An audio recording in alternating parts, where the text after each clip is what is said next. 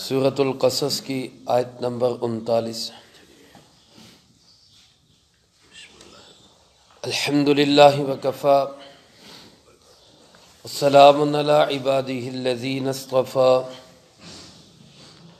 خصوصاً علی سید الرسل وخاتم الانبیاء وعلی آلہ واصحابہ الاتقیاء۔ اما بعد فاعوذ باللہ من الشیطان الرجیم، بسم اللہ الرحمن الرحیم۔ واستكبر هو وجنوده في الأرض بغير الحق وظنوا أنهم إلينا لا يرجعون، فأخذناه وجنوده فنبذناهم في اليم فانظر كيف كان عاقبة الظالمين، وجعلناهم أئمة يدعون إلى النار ويوم القيامة لا ينصرون، وأتبعناهم في هذه الدنيا لعنة ويوم القيامة هم من المقبوحين۔ واستكبر هو وجنوده في الأرض بغير الحق، اور تکبر کیا فرعون نے اور اس کے لشکر نے زمین میں بغیر وجہ کے، وَظَنُّوا أَنَّهُمْ إِلَيْنَا، اور انہوں نے یہ خیال کیا کہ ان کو الینا لا یرجعون، ہماری طرف واپس نہیں لوٹایا جائے گا۔ فَأَخَذْنَاهُ وَجُنُودَهُ، پس ہم نے پکڑا اس کو بھی اور اس کے لشکر کو بھی۔ فَنَبَذْنَاهُمْ فِي الْيَمِّ، اور ہم نے ان کو ڈبو دیا سمندر میں۔ فَانظُرْ كَيْفَ كَانَ عَاقِبَةُ الظَّالِمِينَ، سو تو دیکھ کیسا انجام ہوا ظلم کرنے والوں کا۔ وَجَعَلْنَاهُمْ أَئِمَّةً، اور ہم نے ان کو بنایا پیشوا، يَدْعُونَ إِلَى النَّارِ، وہ بلاتے تھے آگ کی طرف۔ وَيَوْمَ الْقِيَامَةِ لَا يُنصَرُونَ، اور قیامت کے دن ان کی کوئی مدد نہیں کی جائے گی۔ وَأَتْبَعْنَاهُمْ فِي هَذِهِ الدُّنْيَا لَعْنَةً، اور ہم نے پیچھے لگا دی ان کے اس دنیا میں بھی لعنت۔ وَيَوْمَ الْقِيَامَةِ، اور قیامت کے دن ہم من المقبوحین، وہی لوگ ہوں گے ان میں سے جن کی شکلیں بگاڑ دی جائیں گی۔ ان آیات مبارکہ میں اللہ رب العالمین نے فرعون اور اس کے لشکر کا خوفناک اور عبرتناک انجام بیان فرمایا۔ میرے محترم دوستو، دنیا کے اندر ہر انسان ایک امتحان اور آزمائش اور ابتلا میں ہے، چاہے وہ کوئی امیر ہے، چاہے غریب ہے، چاہے بادشاہ ہے، چاہے فقیر ہے، چاہے وہ کسی محل میں رہتا ہے یا کسی جھونپڑی میں رہتا ہے، بہت اعلیٰ اور بڑھیا لباس پہنتا ہے یا پھٹے پرانے چیتھڑوں میں رہتا ہے، سواری اس کی بہت شاندار ہے یا وہ پیدل ہے، اس کے پاس کوئی سواری نہیں ہے، ہر انسان ہی ایک امتحان سے گزر رہا ہے۔ اس امتحان میں کامیاب انسان وہ ہے جو اللہ کے احکامات کو اور جناب محمد کریم صلی اللہ علیہ وسلم کی تعلیمات کو اپنی زندگی میں زندہ کرتا ہے، چاہے وہ امیر ہے چاہے غریب ہے، اس سے کوئی سروکار نہیں۔ امیر آدمی اللہ کے احکامات پہ چل رہا ہے، رسول اللہ صلی اللہ علیہ وسلم کے طریقوں پہ زندگی گزار رہا ہے، تو وہ مال و دولت کے باوجود کامیاب ہے۔ اور غریب آدمی اپنے اندر یہی دو چیزیں پیدا کر لے تو وہ غربت کے باوجود کامیاب ہے۔ بادشاہ ہو کر اللہ کے احکامات پہ چلے، رسول اللہ صلی اللہ علیہ وسلم کے طریقوں پہ چلے، وہ بادشاہ ہو کر کامیاب ہے۔ فقیر ہو کر ان طریقوں کو اپنائے تو وہ فقارت کے اندر کامیاب ہے۔ لیکن میرے محترم دوستو، اگر کسی شخص نے اپنی زندگی سے احکامات خداوندی کو نکال دیا، رسول اللہ صلی اللہ علیہ وسلم کی سنتوں کی پرواہ نہ کی، ان کو گویا نعوذ باللہ حقیر سمجھا، ان کی ضرورت محسوس نہ کی، تو میرے محترم دوستو وہ آدمی چاہے بادشاہ ہے ناکام ہے، چاہے فقیر ہے ناکام ہے، وہ محلات والا ہے تو ناکام ہے، وہ جھونپڑیوں والا ہے تو ناکام ہے۔ اللہ مجھے آپ کو سب کو کامیاب لوگوں میں شامل فرما دے۔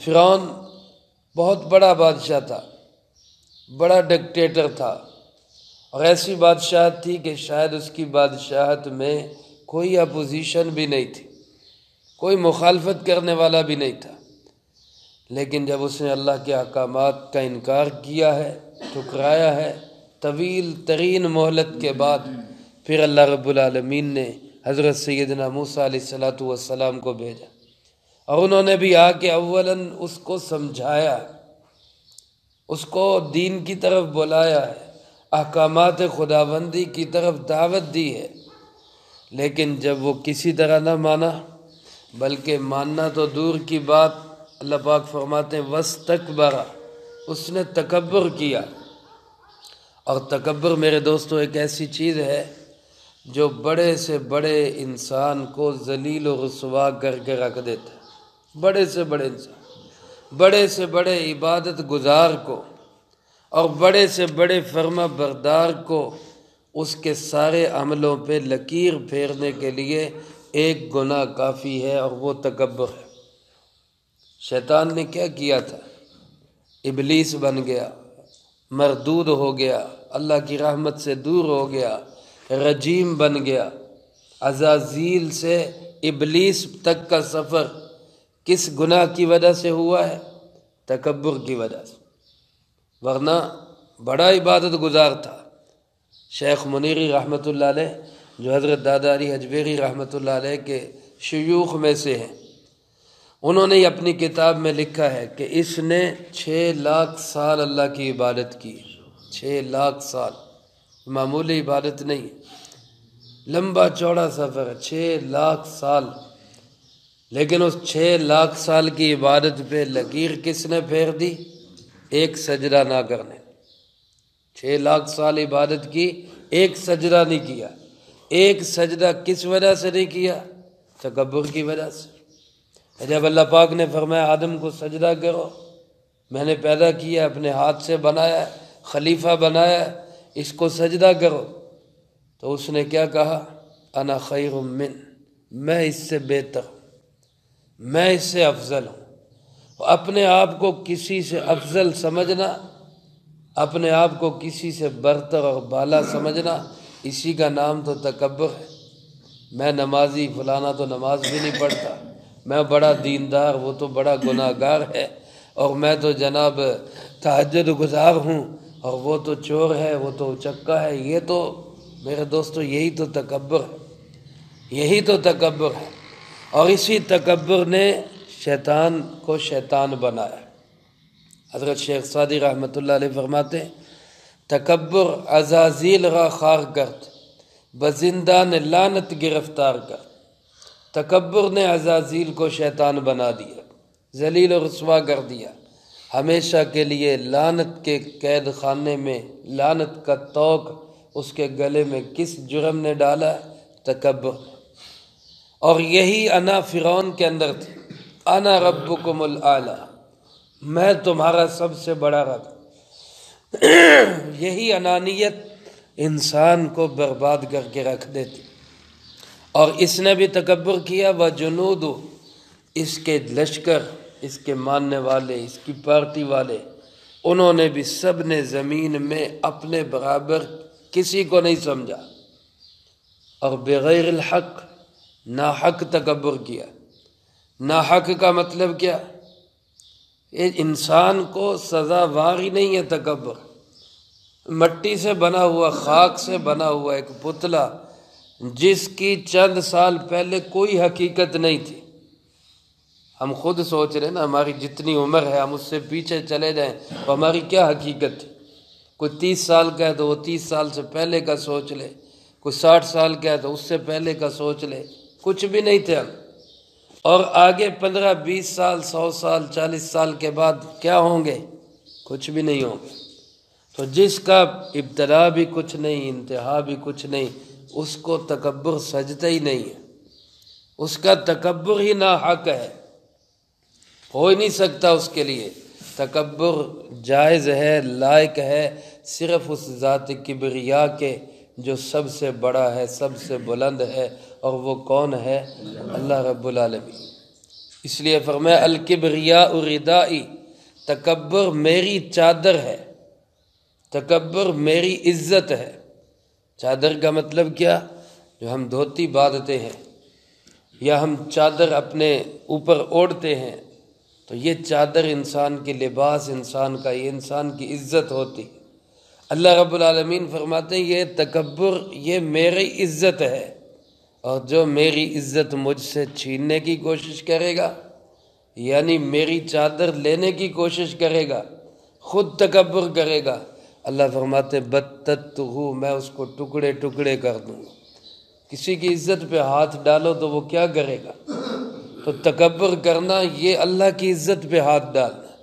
اس لیے ہمیں ہر وقت اپنے آپ کو نیواں ہی سمجھنا چاہیے۔ میں کچھ نہیں، میرا کچھ نہیں، سب کچھ اللہ کا ہے، اور سب کچھ ہے بھی کون؟ اللہ ہی ہے۔ سب کچھ اللہ ہی ہے، اور سب کچھ ہے بھی کس کا؟ اللہ۔ اب ایک بات تو ان کے اندر یہ پیدا ہو گئی کہ انہوں نے تکبر کیا۔ دوسرا وَظَنُّوا أَنَّهُمْ إِلَيْنَا لَا يُرْجَعُونَ، انہوں نے یہ سمجھ لیا کہ وہ ہمارے پاس واپس آنے والے نہیں ہیں، مرنے والے نہیں ہیں۔ لا یرجعون کا معنی کیا ہے؟ موت نہیں آئے گی۔ یہ بہت بڑا مغالطہ ہے دنیا کے اندر۔ جب انسان یہ سمجھنے لگ جاتا ہے کہ میں نے تو نہیں مرنا، وہ دوسرا مر گیا مرنے والا، مجھے تو موت نہیں آئے گی۔ جب دل دماغ کے اندر موت کا یقین نکل جاتا ہے تو پھر انسان ہر طرح کی بے ایمانی کرنا اپنا حق سمجھنے لگ جاتا ہے۔ آج بازاروں کے اندر جو چور بازاری ہے، ملاوٹ ہے، دھوکہ دہی ہے، فراڈ ہے، ڈکیتی ہے، چوری ہے، ظلم ہے، اس سب کی وجہ کیا ہے؟ مرنے کو انسان بھول گیا، مرنے کو انسان بھول گیا۔ منہ دیکھ لیا آئینے میں پر داغ نہ دیکھے سینے میں، جی ایسا لگایا جینے میں کہ مرنے کو مسلمان بھول گئے۔ آج ہم مرنا بھول چکا ہے، ہمیں موت بھی آئے گی۔ اگر ایک ظالم کو یاد ہو کہ میں نے مرنا بھی ہے، اللہ کے سامنے کھڑے بھی ہونا ہے، حساب بھی دینا ہے، تو اب ایمانداری سے بتائیں وہ کرے گا ظلم؟ وہ کسی پہ زیادتی کرے گا؟ وہ چور چوری کرے گا؟ وہ فراڈیا فراڈ کرے گا؟ وہ ملاوٹ کرنے والا ملاوٹ کرے گا؟ جس کو یقین یہ ہو کہ میں نے رب کے سامنے کھڑے ہونا ہے، جب دل دماغ کا یقین یہ بن جاتا ہے نا رب کے سامنے کھڑے ہونا ہے، تو پھر منظر کیا ہوتا ہے؟ حضرت عمر رضی اللہ تعالیٰ عنہ مدینے کی گلی میں چکر لگا رہے، ایک گھر سے آوازیں آ رہی۔ آواز کیا آ رہی ہے؟ ماں بیٹی کو کہہ رہی بیٹی دودھ میں پانی ملا دو، ماں بیٹی کو کہہ رہی ہے، اور یہ اس لیے نہیں کہہ رہی کہ وہ ملانا چاہتی تھی، خیر القرون خیر کا زمانہ تھا، ماں بھی دیکھنا چاہتی تھی کہ میری بیٹی کی میں نے جو تربیت کی ہے وہ اپنی تربیت میں کامیاب بھی ہے یا نہیں۔ تو بیٹی نے کیا کہا؟ اماں امیر المومنین نے ملاوٹ کرنے سے منع کیا ہے، دودھ میں پانی ملانے سے منع کیا ہے۔ تو ماں امتحان لیتے ہوئے پوچھتی ہے امیر المومنین کون سا کوئی دیکھ رہا ہے یہاں پہ؟ امیر المومنین کون سا یہاں کوئی دیکھ رہا ہے؟ ملا دو پانی۔ تو بیٹی کا جواب کیا تھا کہ امیر المومنین نہیں دیکھ رہا، پر امیر المومنین کا اللہ تو دیکھ رہا ہے، اور ہم نے کھڑے کس کے سامنے ہونا ہے؟ اللہ کے سامنے۔ تو جب میرے بھائیوں دل کا یقین یہ ہو کہ میں نے مرنا ہے، رب کے سامنے کھڑے ہونا ہے، تو پھر یہ یقین انسان کو ہر گناہ سے روک دیتا ہے۔ اور ان کے دل دماغ کا یقین یہی بن گیا تھا لا یرجعون، ہم نے تو واپس نہیں جانا، ہم نے تو مرنا نہیں ہے۔ موت کو بھول چکے تھے، اللہ کے سامنے کی پیشی کو بھول چکے تھے۔ چنانچہ اللہ فرماتے ہیں فَأَخَذْنَاهُ وَجُنُودَهُ، پھر ہم نے پکڑا اس کو بھی اور اس کے لشکر کو بھی۔ اور جب میرا رب پکڑنے پہ آتا ہے تو پھر کیا ہوتا ہے؟ وَكَذَلِكَ أَخْذُ رَبِّكَ إِذَا أَخَذَ الْقُرَىٰ وَهِيَ ظَالِمَةٌ إِنَّ أَخْذَهُ أَلِيمٌ شَدِيدٌ، اس کی پکڑ پھر بڑی دردناک اور بڑی شدید ہوتی ہے۔ اللہ ہمیں اپنی پکڑ سے محفوظ رکھے۔ اللہ پاک نے پھر ہاتھ ڈالا، پکڑا، فَنَبَذْنَاهُمْ فِي الْيَمِّ، اور فرمایا ہم نے سب کو سمندر میں ڈبو دیا۔ یہاں واقعات قرآن کریم نے مختصر کیے اپنے طرز بیان کے مطابق، تفصیلات بعض اور جگہوں پہ ہے، بعض تفاسیر کے اندر ہے کہ کس طرح موسیٰ علیہ السلام ایک طویل وقت تک سمجھاتے رہے، تبلیغ کرتے رہے، قوم کو بھی سمجھاتے رہے کہ اپنی آزادی کے لیے کوشش کرو، اپنے آپ کو جد و جہد اپنی آزادی کی کرو۔ جیسے آج ہمیں علماء سمجھاتے ہیں کہ بھائی یہ جو انگریز کا نظام ہے، جاگیردارانہ نظام ہے، سرمایہ دارانہ نظام ہے کہ ہر بڑا وڈیرا، خان، نواب، چودھری وہ غریب کا استحصال کرتا ہے، تو ان سے جان چھڑاؤ، اس گندے نظام سے جان چھڑاؤ، آزادی حاصل کرو اور اس نظام کی طرف آؤ جو نظام کس کا ہے؟ اللہ اور اس کے رسول جناب محمد کریم صلی اللہ علیہ وسلم۔ تو موسیٰ علیہ السلام بھی سمجھاتے رہے، پر قوم ایسی تھی، کہتی جی ہم ان سے کیسے لڑ سکتے؟ فرعون ہے جو امریکہ ہے آج کل کی زبان کے اندر، اس سے ہم کیسے لڑ سکتے ہیں؟ تو موسیٰ علیہ السلام نے طویل عرصے تک سمجھایا، محنت کی، جد و جہد کی، لیکن وہ تیار نہیں ہو رہے تھے۔ غلامی میں ناکام آتی ہیں تدبیریں، غلامی میں ناکام آتی ہیں شمشیریں نہ تدبیریں، جو ہو ذوق یقین پیدا تو کٹ جاتی ہیں زنجیر۔ جب یقین کا ذوق نہ رہے تو پھر بندہ پھس پھسا ہو جاتا ہے، ڈھیلا ڈھالا ہو جاتا ہے۔ بہرحال وہ اتنی بات پہ تیار ہوئے کہ موسیٰ علیہ السلام کے ساتھ یہاں سے چھوڑ کر دوسرے علاقے میں جانے کے لیے تیار ہو گئے۔ چنانچہ ایک تہوار کے لیے موسیٰ علیہ السلام لے کے نکلے اور وہاں سے ہی آگے بحر قلزم کی طرف سفر شروع کیا۔ ارادہ تھا کہ اس کو پار کر کے شام اور فلسطین کے اندر چلے جائیں، یہ علاقہ ہی چھوڑ دیں۔ اب وہ فرعونیوں کو جب بھنک پڑی کہ یہ تو نکل گئے، تو وہ کیسے برداشت کرتے کہ اب ہم جو ہے مزدوری کس سے کروائیں گے، ہمارے کام کون کرے گا، ہماری چاکری کون کرے گا، ہمارے گھروں کی جو ہے سارے امور کون سنبھالے گا؟ تو فرعون نے لشکر سمیت پیچھا کیا، وہ 6 لاکھ تقریباً اور یہ 16 لاکھ کا لشکر۔ موسیٰ علیہ السلام سمندر پہ پہنچے، آگے سمندر، پیچھے فرعون کا لشکر، آگے پانی کا سمندر، پیچھے انسانوں کا سمندر۔ تو درمیان میں قوم پھنس گئی، کہتے یا موسیٰ انا لمدرکون، مروا دیا موسیٰ تو نے تو ہمیں یاد، اب تو اور زیادہ ظلم ہو گئے، اب تو اور زیادہ مار پڑے گی۔ یقین کمزور تھے نا، وہ دل دماغ پکا نہیں ہوا تھا، کہنے یا موسیٰ انا لمدرکون، اے موسیٰ مروا دیا ہمیں۔ لیکن اللہ کا نبی تو یقین والا ہوتا ہے، اللہ پہ بھروسہ کر کے چلتا ہے، اللہ کے حکم سے چلتا ہے۔ موسیٰ علیہ السلام نے کہا کلا ان معی ربی سیہدین، ہو ہی نہیں سکتا ہم پکڑے جائیں، میرا رب میرے ساتھ ہے، وہ مجھے راستہ دے گا۔ چنانچہ اللہ پاک نے حکم دیا کہ اپنے عصا کو، اسی لاٹھی کو آپ سمندر پہ ماریں۔ لاٹھی سمندر پہ ماری، یہاں عقل والوں کی عقل پہ لاٹھی ماری ہے، جو لوگ آج دین کو عقل پہ تولتے ہیں ان کی عقل پہ اللہ نے لاٹھی مروائی۔ عقل کا تقاضا تو کیا تھا کہ اللہ پاک کہتے بھئی یہ لاٹھی فرعون کے لشکر پہ مارو، اور لاٹھی کو فرعون کے لشکر کی طرف مارا جاتا اور سارا لشکر ایک لاٹھی سے ہلاک ہو جاتا، تو یہ بھی تو معجزہ تھا۔ لیکن اللہ پاک اس سے بھی بڑا معجزہ دکھانا چاہتے تھے کہ لاٹھی کو سمندر پہ مارے۔ سمندر پہ مارا تو سمندر نے 12 راستے دے دیے، وَقَطَّعْنَاهُمُ اثْنَتَيْ عَشْرَةَ أَسْبَاطًا أُمَمًا، 12 قبیلے تھے، 12 راستے بن گئے۔ یوں کہہ لیں کہ 12 موٹر ویز تیار ہو گئی ایک لاٹھی لگنے سے، اور ایسی موٹر وے کہ ہر ایک دوسرے کو دیکھ رہا ہے۔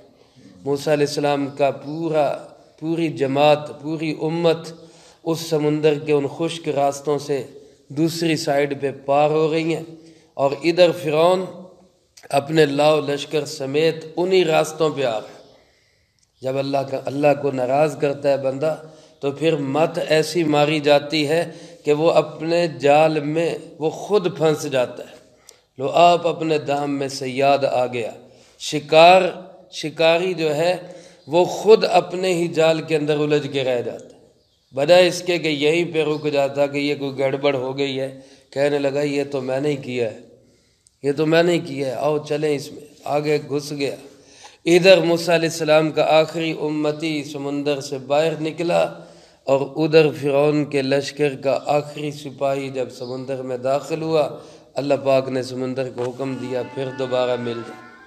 وہ پانی جیسے پہلے چل رہا تھا پھر چلنے لگ گیا، اور منٹ نہیں لگا 16 لاکھ کا لشکر وہ گیا، سارے غرق کر دیا۔ فَنَبَذْنَاهُمْ فِي الْيَمِّ، جب اللہ پکڑتا ہے تو اللہ فرماتے ہیں دیکھو پھر میں انجام کیا کرتا ہوں، فَانظُرْ، دیکھو ذرا، کیف کان عاقبۃ الظالمین، ان ظلم کرنے والوں کا انجام کیا ہوتا ہے۔ دیکھو ذرا، آج کا ظالم بھی اس پہ غور کرے، آج کا وہ آدمی جو کسی کو کچھ نہیں سمجھتا وہ بھی اس واقعے پہ غور کرے کہ جب رب کسی پہ ہاتھ ڈالتا ہے تو پھر رب کی پکڑ بڑی سخت ہوتی ہے۔ اللہ ہم سب کو ظالم بننے سے محفوظ رکھے۔ فرمایا وَجَعَلْنَاهُمْ أَئِمَّةً، ان کو ہم نے پیشوا تو بنایا، لیکن یہ پیشوا کیسے بنے، یہ لیڈر کیسے بنے؟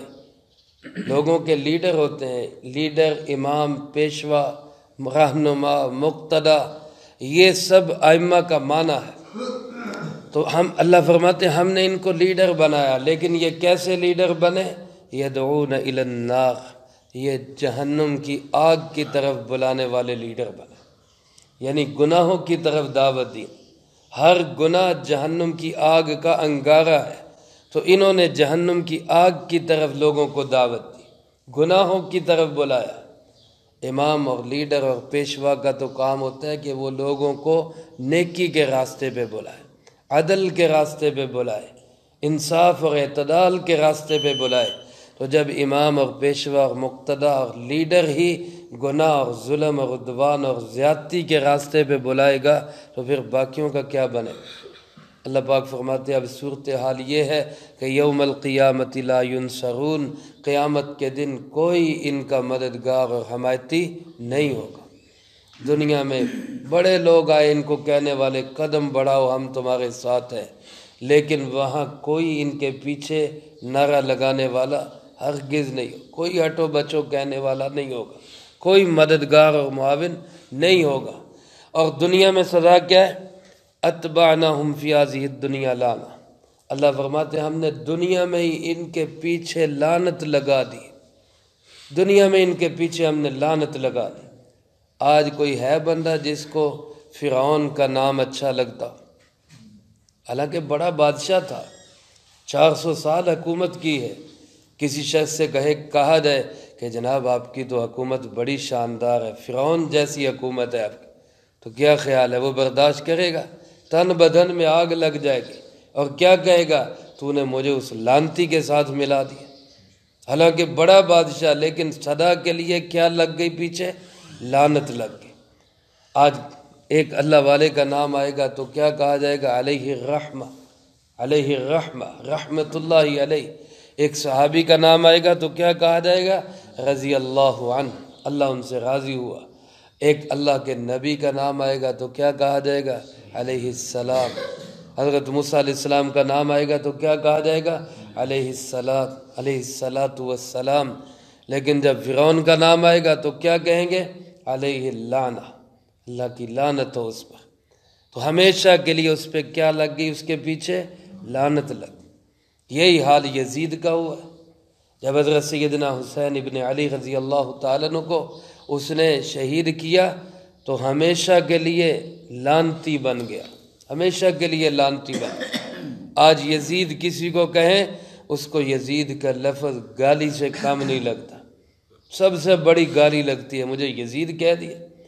اور دوسری طرف حضرت حسین رضی اللہ تعالیٰ، اب اگر کسی کو کہا جائے بھائی یزید تو حکمران تھا، یزید تو جو ہے اس نے میدان کربلا میں حضرت حسین رضی اللہ تعالیٰ عنہ کو شکست دے دی، وہ تو کامیاب ہو گیا تھا بظاہر، لیکن حقیقت کیا ہے؟ کامیاب کون ہوئے؟ حضرت سیدنا حسین ابن علی رضی اللہ تعالی۔ تؤتی الملک من تشاء وتنزع الملک ممن تشاء، اللہ فرماتے ہیں میں جس کو چاہتا ہوں حکومت دے دیتا ہوں، حکومت لے لیتا ہوں، اور دوسری طرف وتعز من تشاء وتذل من تشاء، جس کو چاہتا ہوں عزت دے دیتا ہوں، جس کو چاہتا ہوں رسوا کر دیتا ہوں۔ یعنی حکومت کسی کو دے دی، عزت کسی کو دے دی۔ حکومت یزید کے حصے میں آ گئی، عزت کس کے حصے میں آ گئی؟ حضرت حسین رضی اللہ تعالیٰ عنہ کے حصے میں۔ تو اللہ اپنے دین پہ قائم رکھے، اصل چیز یہی۔ فرمایا ہم نے اس کے پیچھے ہمیشہ کے لیے لعنت لگا دی۔